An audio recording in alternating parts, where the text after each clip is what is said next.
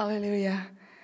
Ce matin, le titre de mon message, c'est « Dieu n'est pas fâché contre moi ». Alléluia. J'ai une bonne nouvelle pour toi ce matin. Dieu n'est pas fâché contre toi. Et ce matin, je vais parler de ce qui s'est passé à la croix. Tout chrétien doit avoir cette révélation-là de ce qui s'est passé à la croix. Souvent, on connaît cette histoire comme une histoire historique. Mais qu'est-ce qui s'est vraiment passé à la croix? Et nous allons voir ce matin que Dieu n'est pas fâché. Alléluia. Et on va tourner dans 1 Jean, chapitre 4, versets 15 à 19. Ça dit, si quelqu'un reconnaît que Jésus est le Fils de Dieu, Dieu demeure en lui et lui en Dieu. Et nous avons connu l'amour que Dieu nous porte et nous y avons cru. Dieu est amour. Celui qui demeure dans l'amour demeure en Dieu. Et Dieu demeure en lui. Et voici pourquoi l'amour se manifeste pleinement parmi nous. C'est pour que nous ayons une entière assurance au jour du jugement, d'autant plus que notre situation dans ce monde est celle que Christ a connue lui-même. Dans l'amour, il n'y a pas de place pour la crainte. Il n'y a pas de place pour l'amour. Je veux dire, il n'y a pas de place pour les peurs. Car l'amour parvenu à une pleine maturité chasse toute crainte. Si ton cœur est rempli de l'amour de Dieu, si tu es inondé de l'amour de Dieu, si tu saisis cet amour, tu n'as aucune crainte. Alléluia. La crainte suppose la perspective d'un châtiment. L'amour de celui qui vit dans la crainte n'est pas encore parvenu à sa pleine maturité. Quant à nous, nous aimons parce que Dieu nous a aimés le premier. Alléluia. Dieu t'a aimé le premier et il t'a aimé avant même que tu l'aimes. Oh, ça c'est une bonne nouvelle. Alléluia. Et peut-être que tu vis avec cette sensation-là, que Dieu est pas content de toi, que Dieu n'est pas satisfait de toi, que peut-être même qu'il est fâché continuellement contre toi. Surtout si tu as grandi avec un père colérique, toujours fâché, ou une mère qui était insatisfaite, tu n'étais jamais à la hauteur, c'était jamais assez. Peut-être que ta mère et ton père sont morts aujourd'hui. Et que tu vis encore avec cela. Tu entends encore ces paroles. Tu entends ces paroles et et ça vient te hanter comme des fantômes. Ces paroles-là sont toujours là. Même si tes parents sont plus là, c'est comme s'ils étaient encore là. Et ça vient brimer, ça vient déformer ta vision de Dieu, de son amour qu'il a pour toi. Et tu crois que Dieu est toujours fâché, que Dieu est toujours insatisfait de toi. Laisse-moi te dire une bonne nouvelle ce matin. Dieu t'aime. Dieu n'est pas fâché contre toi parce que tu es son enfant. Et on va tourner dans Jean chapitre 3, verset 16. Un verset qu'on connaît tellement. On le connaît par cœur. Il est cité partout. Même dans le monde pas chrétien, on le voit, ce verset, il se vend dans les magasins. On le voit partout. Mais est-ce qu'on saisit vraiment la profondeur de ce verset? Ça dit, car Dieu a tant aimé. Il a tant aimé le monde. Il a tant aimé. Est-ce qu'on a compris juste ce petit bout de phrase-là? Dieu a tant aimé le monde qu'il a donné son Fils unique, afin que quiconque croit en lui ne périsse point, mais qu'il ait la vie éternelle. Dieu a tant aimé le monde. Est-ce qu'on faisait partie de ce monde-là? Est-ce qu'on fait partie du monde ou on fait partie des animaux? On fait partie du monde, nous aussi. Dieu a tant aimé le monde. Dieu t'a tant aimé. Il t'a aimé avant même que tu l'aimes. Il t'a aimé pendant que tu étais dans le péché. Il t'a aimé pendant que tu le désobéissais. Il t'a aimé pendant que tu pensais même pas à lui. Il t'a aimé. Il t'a tellement aimé qu'il a donné son Fils. Parce qu'il ne voulait pas que tu meures, mais que tu aies la vie. Père, je prie dans le nom de Jésus que cette condamnation qui paille sur plusieurs de tes enfants soit anéantie maintenant au nom de Jésus-Christ. Et que tes enfants soient remplis, qu'ils puissent saisir ton amour, Seigneur, ce matin. Qu'ils puissent saisir ce que tu as fait pour chacun d'eux. On va tourner dans Romains chapitre 8, versets 1 à 3. Et ça, on a donc de la misère avec ça. Ça dit, maintenant donc, il n'y a plus aucune condamnation pour ceux qui sont en Jésus-Christ. Est-ce que tu es un enfant de Dieu ce matin? Amen. Est-ce que tu es uni à Jésus-Christ? Amen. Alors, il n'y a plus de condamnation pour toi. Il n'y en a plus. C'est terminé. Car la loi de l'Esprit qui nous donne la vie dans l'union avec Jésus-Christ t'a libéré de la loi du péché et de la mort. Car ce que la loi était incapable de faire, parce que l'état de l'homme la rendait impuissante, Dieu l'a fait. Il a envoyé son Fils, son propre Fils, avec une nature semblable à celle des hommes pécheurs, pour régler le problème du péché. Il a exécuté sur cet homme, sur Jésus, la sanction qu'encourt le péché. Jésus a payé le prix de son sang pour toi et pour moi. Alléluia. Il s'est chargé de tous tes péchés. Il t'a lavé et il t'a pardonné. Tu es pur, tu es sans tache devant Dieu. Vous savez, il y a une différence entre l'Ancien Testament et le Nouveau Testament. Et parfois, on lit l'Ancien Testament et on amène Dieu comme ça dans le Nouveau Testament. L'Ancien Testament était l'ancienne alliance. Le Nouveau Testament est une nouvelle alliance et c'est différent. On va tourner dans Hébreux chapitre 7, versets 26 à 27. Ça dit, Jésus est donc bien le grand prêtre qu'il nous fallait.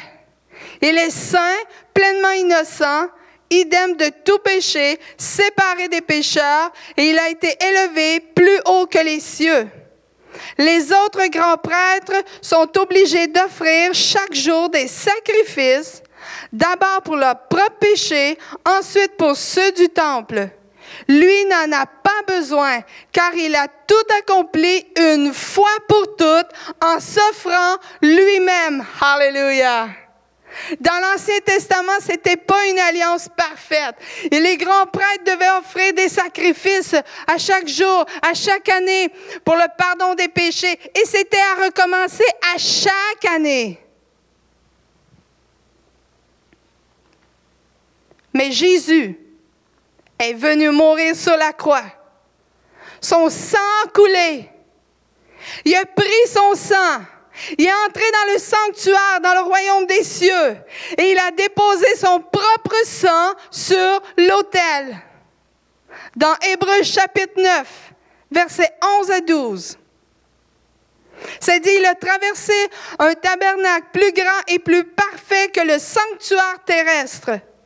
Un tabernacle qui n'a pas été fabriqué par des mains humaines, c'est-à-dire qui n'appartient pas à ce monde créé. Il a pénétré une fois pour toutes dans le sanctuaire. Il y a offert non le sang de bouc ou de veau, mais son propre sang. Et il nous a ainsi acquis un salut éternel. Jésus est ressuscité. Et il est vivant. Alléluia.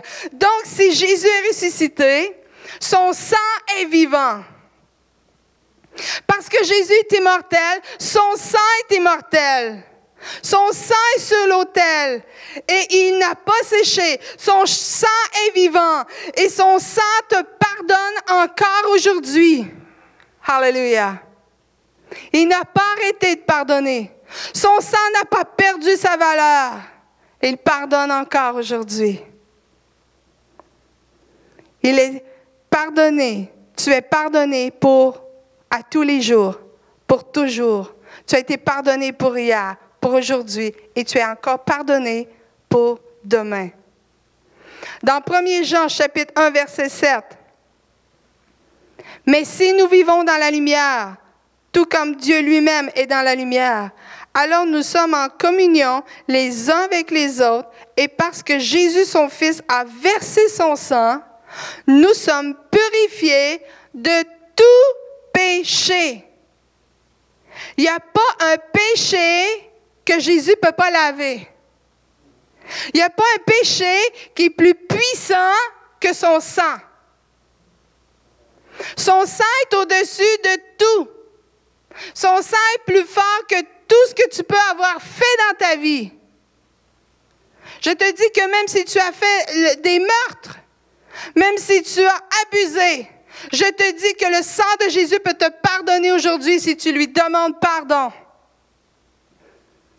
Il n'y a rien qui est au-dessus de son sang. Alléluia. Son sang a pardonné pour ta vie passée, pour tout ce que tu as fait hier. Et son sang aussi te pardonne aujourd'hui. Et il va te pardonner demain. C'est déjà pardonné. C'est déjà fait. À la croix, tout est accompli. Jésus a pardonné tous les péchés jusqu'à ce que le Seigneur revienne te chercher. C'est déjà pardonné. Alléluia. Ça, c'est une bonne nouvelle. Tu es déjà pardonné pour ce que tu vas faire demain.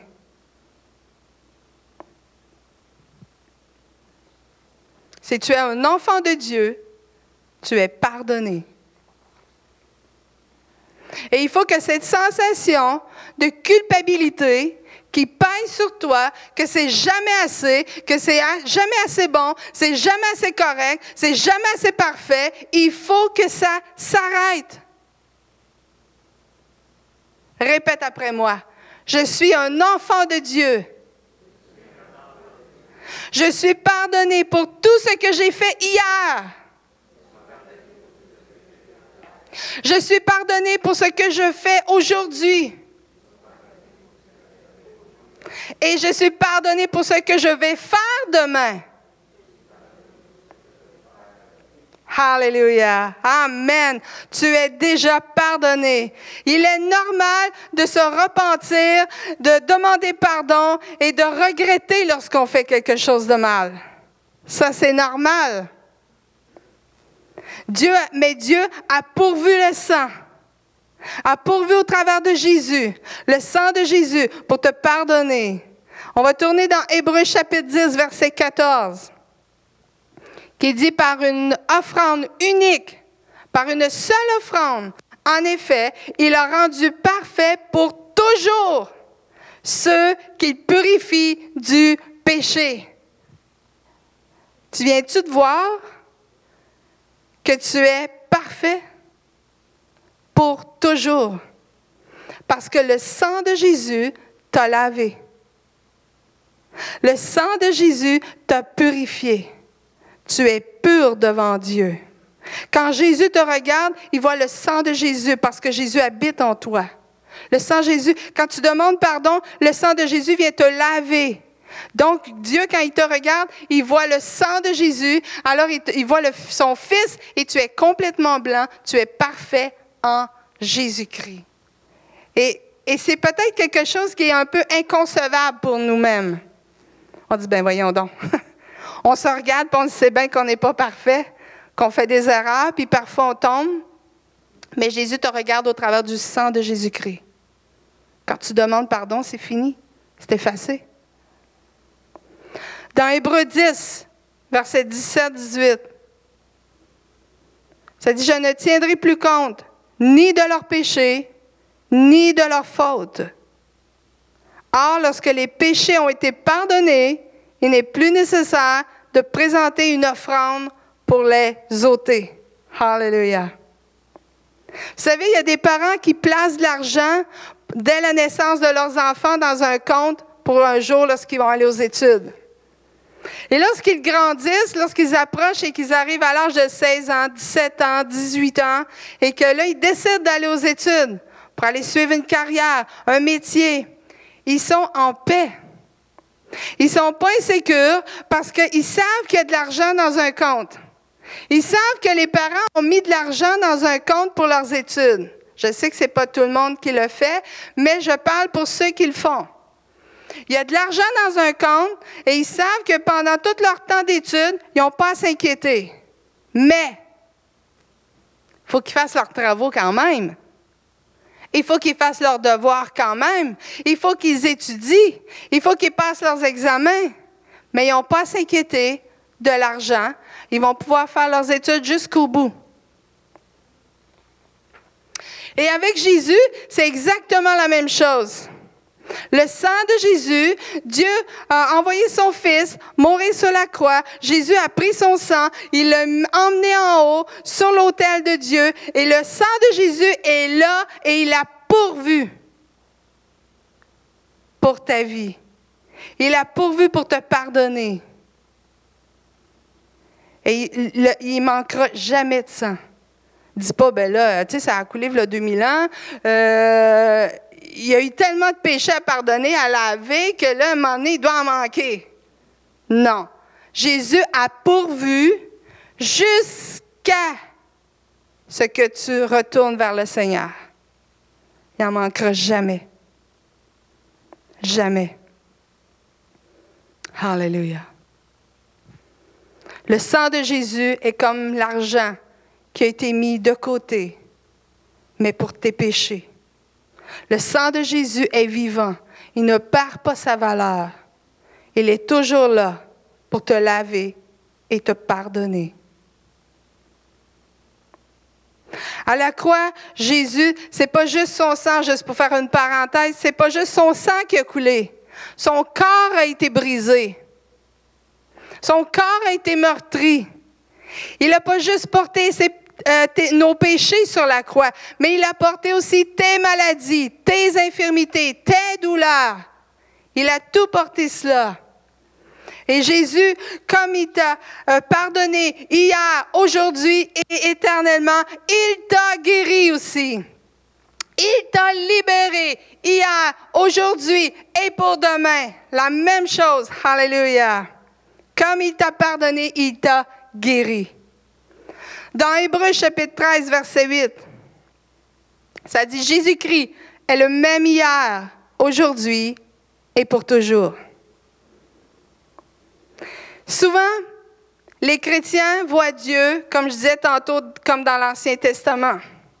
Mais Dieu n'est plus le Dieu de l'Ancien Testament. Il est le Dieu du Nouveau Testament. Il est le Dieu d'une nouvelle alliance. Il a tout accompli. Jésus a tout accompli à la croix. Et on va regarder dans Hébreux chapitre 8, verset 7.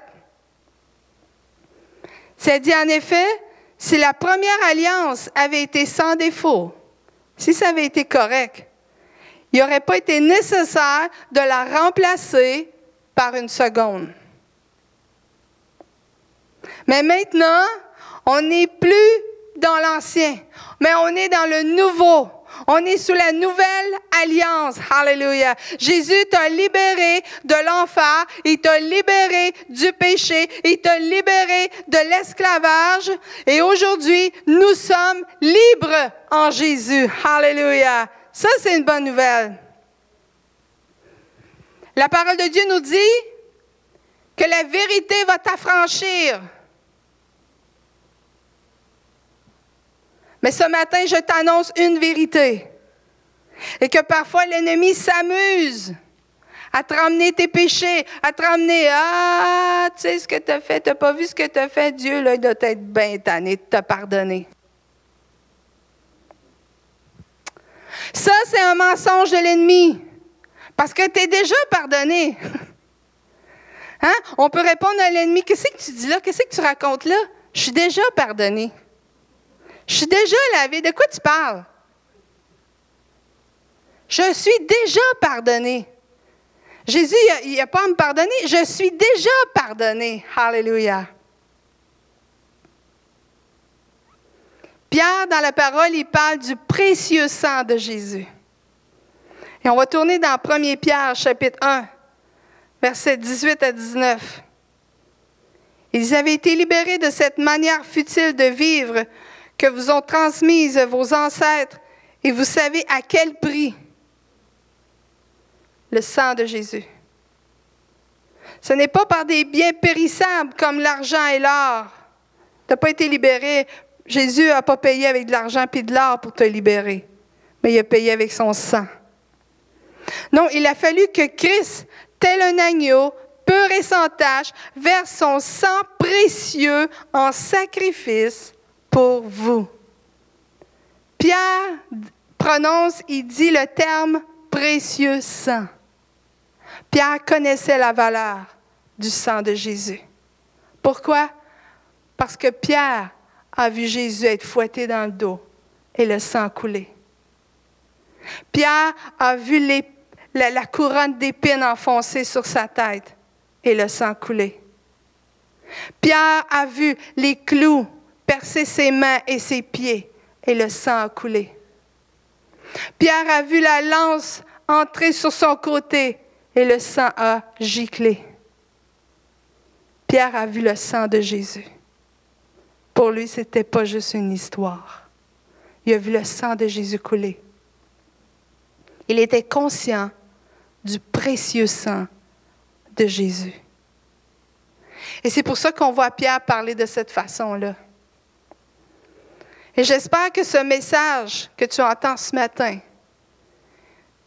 va venir changer complètement ta perspective, va changer complètement ta vision de la croix, du sang qui a coulé, du rachat que Dieu a fait. Il est certain que Dieu, et je sais, j'entends là, ouais, mais tu sais, si tu fais des péchés, c'est certain que Dieu n'aime pas le péché. Dieu n'aime pas lorsqu'on fait le mal. C'est la même chose en tant que parent. Quand on voit nos enfants faire des choses qui ne sont pas correctes, on n'aime pas ça. On n'aime pas ça. Est-ce que ton amour pour tes enfants va diminuer parce que tes enfants font du mal, parce que tes enfants te désobéissent? Est-ce que ton amour diminue? Non. Malgré ça, tu aimes quand même tes enfants.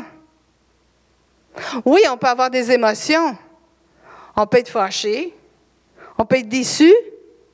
On peut être content de nos enfants. Mais notre amour ne change pas. On ne peut pas les aimer plus ou moins. On les aime. Point. Et Dieu, c'est exactement la même chose. C'est sûr qu'il n'aime pas le péché que tu fais. Il n'aime pas quand tu désobéis. Il n'aime pas que tu fasses des choses pas correctes. Mais son amour pour toi ne change pas. Et il t'aime pleinement. Alléluia. Pourquoi on n'aime pas que nos enfants fassent des choses pas correctes? On ne veut pas qu'ils se perdent. On ne veut pas qu'ils fassent des erreurs. On ne veut pas qu'ils se trompent. On veut le meilleur pour eux. Et Dieu, c'est la même chose. Il ne veut pas que tu te trompes. Il ne veut pas que tu fasses des erreurs. Il ne veut pas que tu tombes dans les chaînes de l'ennemi. Il ne veut pas que tu te perdes. Et c'est parce qu'il t'aime.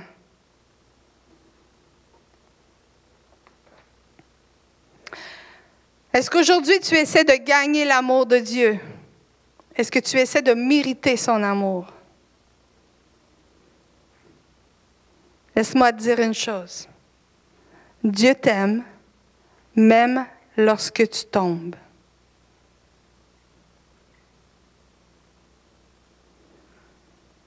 Même lorsque tu fais des erreurs, Dieu t'aime. Puis là, peut-être tu vas te dire, ben, peut-être que si je faisais ça, là, Dieu m'aimerait plus. Vous savez, quand nos enfants, des fois, ils vont faire, je sais pas, du zèle tout d'un coup, là. Puis là, ils vont faire tout le ménage dans la maison, là.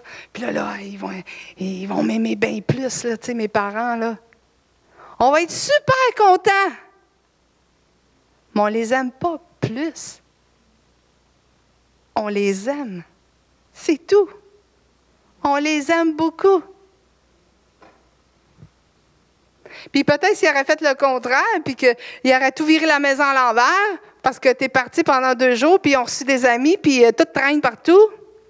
Là, peut-être qu'au lieu d'être super content, tu vas être super pas content. Mais tu n'haïras pas ton enfant pour ça.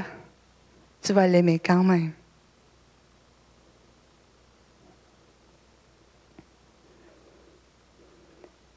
L'amour de Dieu ne change pas.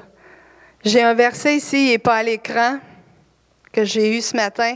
C'est dans Éphésiens 3, 18. Ça dit « Afin qu'étant enracinés et fondés dans l'amour, vous puissiez comprendre avec tous les saints quelle est la largeur, la longueur, la profondeur et la hauteur, et connaître l'amour de Christ qui surpasse toute intelligence. »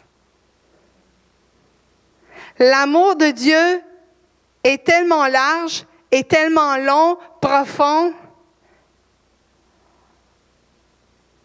Je pense qu'on va avoir besoin de toute notre vie pour comprendre cet amour-là. Elle n'est pas humaine. Dieu n'aime pas comme nous, on aime. Nous, on est portés à être conditionnels. On dit que l'amour est inconditionnel, mais on est porté à aimer conditionnellement. On essaie d'aimer inconditionnellement. Mais Dieu aime inconditionnellement. L'amour de Dieu ne se mesure même pas. C'est surhumain. C'est divin, c'est surnaturel. Dans Jean chapitre 16, verset 23, ça dit « Car le Père lui-même vous aime. Il vous aime parce que vous m'aimez. » C'est Jésus qui est en train de dire ça. Il dit « Mon Père, il vous aime parce que vous m'aimez. Et que vous croyez que je suis venu de Dieu. » Juste parce que tu aimes Jésus et que tu crois en lui, Dieu t'aime. Pas compliqué, hein? Et des fois, on se complique tellement la vie. On essaie de faire plein de choses pour que Dieu nous aime. Mais Dieu t'aime parce que tu as aimé son Fils et que tu as cru en lui. C'est la parole qu'il dit. C'est la parole de Dieu qui le dit. La vérité va te libérer, oublie pas. La parole de Dieu, ce que Dieu a dit va te libérer.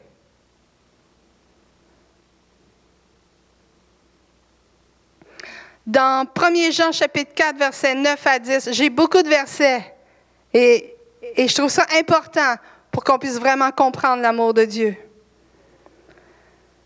1 Jean chapitre 4, versets 9 à 10. « Voici comment Dieu a manifesté son amour pour nous. Il a envoyé son Fils unique dans le monde afin que nous ayons la vraie vie par lui. Et l'amour consiste en ceci.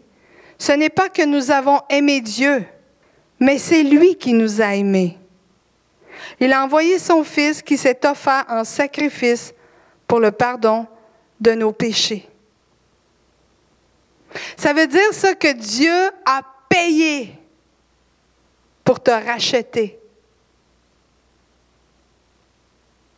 Pour que tu n'ailles pas en enfer, mais que tu aies la vie éternelle.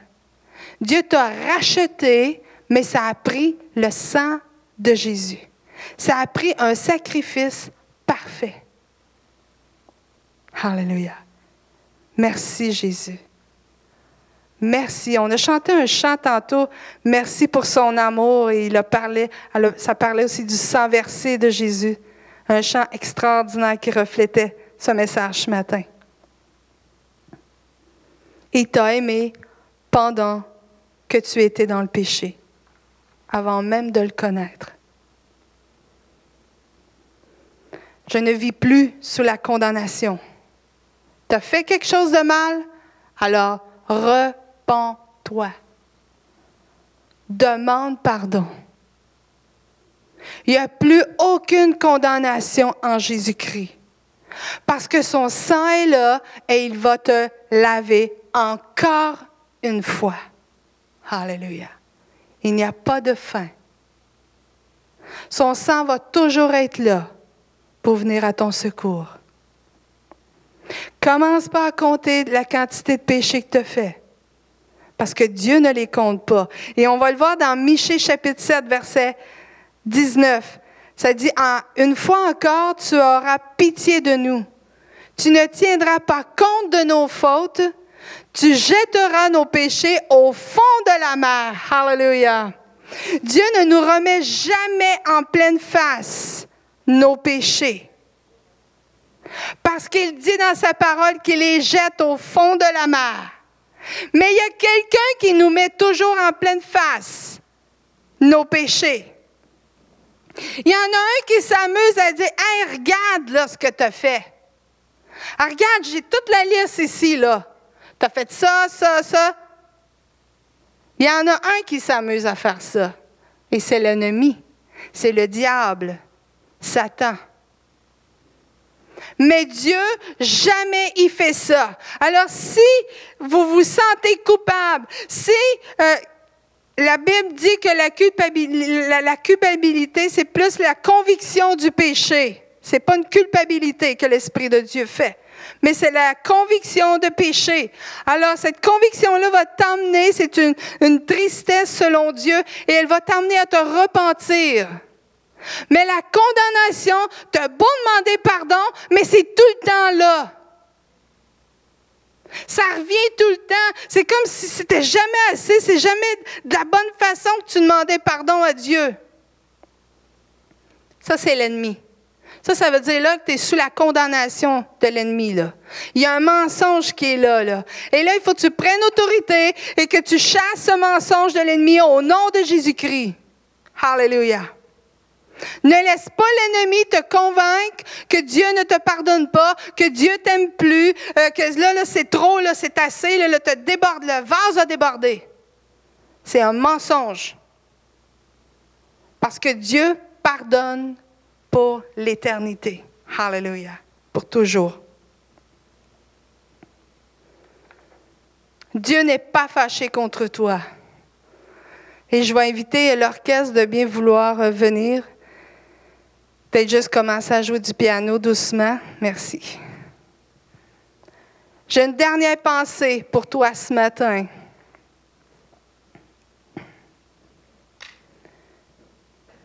Qui est sur une diapo. Ça dit, ce n'est pas les clous qui ont retenu Jésus sur la croix, mais c'est l'amour qui a gardé Jésus sur la croix. Est-ce que tu as compris? Ce n'est pas les clous qui ont gardé Jésus sur la croix, mais c'est l'amour qui l'a gardé là pour te pardonner. C'est son amour. Parce que Jésus, la parole de Dieu nous dit qu'il aurait pu demander à des myriades d'anges de le débarquer de sa croix. Mais son amour l'a gardé là, jusqu'au bout. Son sang devait couler. Il devait emmener ce sang-là sur l'autel dans le royaume de Dieu, qui était un sacrifice parfait, un sang parfait pour te pardonner. Quel amour! Quel amour de Dieu! Ne laisse plus l'ennemi te ramener les péchés du passé. Ne laisse plus l'ennemi te faire croire que Dieu ne peut pas te pardonner, que Dieu t'aime pas. C'est un gros, gros mensonge. Il faut croire la parole de Dieu et non ce qui vient dans notre tête. Alléluia. Et juste avant d'aller dans le chant d'appel, j'aimerais prier. On va prendre un temps pour prier. Juste se recueillir, fermer nos yeux. Alléluia. Père éternel, au nom de Jésus-Christ, je vais t'élever ton peuple, tes enfants, Seigneur, au trône de ta grâce. Seigneur, je prie que tu libères tous tes enfants de la culpabilité. Je prie que tu leur accordes le discernement. Qu'ils puissent faire la différence entre une conviction du Saint-Esprit pour se repentir et la condamnation de l'ennemi qui est là pour les garder par terre, enlever leur joie. Seigneur, je prie que vraiment tu les libères, tes enfants. Saint-Esprit, je prie que tu ouvres leur compréhension, leur intelligence, afin qu'ils puissent saisir ta parole ce matin. Que ce message, que ces paroles de vie puissent prendre place dans les cœurs ce matin et faire une différence dans leur vie. Que chaque vie soit changée et transformée ce matin par ta parole, oh Dieu. Saint-Esprit, je prie que ta parole puisse devenir vivante dans les cœurs.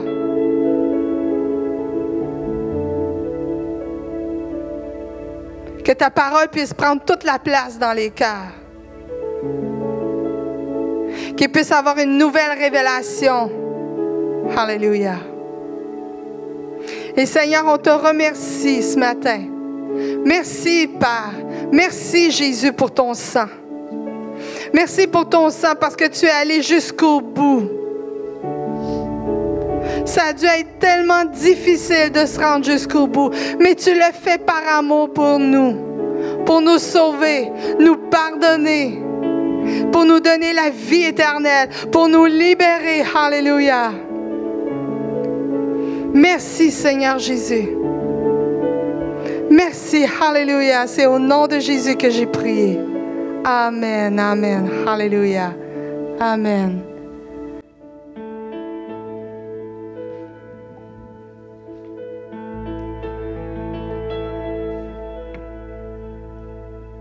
Qui suis-je que le roi des cieux ouvre ses bras? Perdu mais trouvé par sa grâce, son amour pour moi, son amour pour moi. Il m'a libéré, ma dette est payée. Je suis enfant de Dieu, je suis à lui. Il m'a racheté à la croix grâce à son âme. J'étais esclave du péché et il m'a sauvé. Jésus m'a sauvé. Il m'a libéré. Ma dette est payée. Je suis enfant de Dieu. Je suis à lui. Et dans sa maison, j'ai trouvé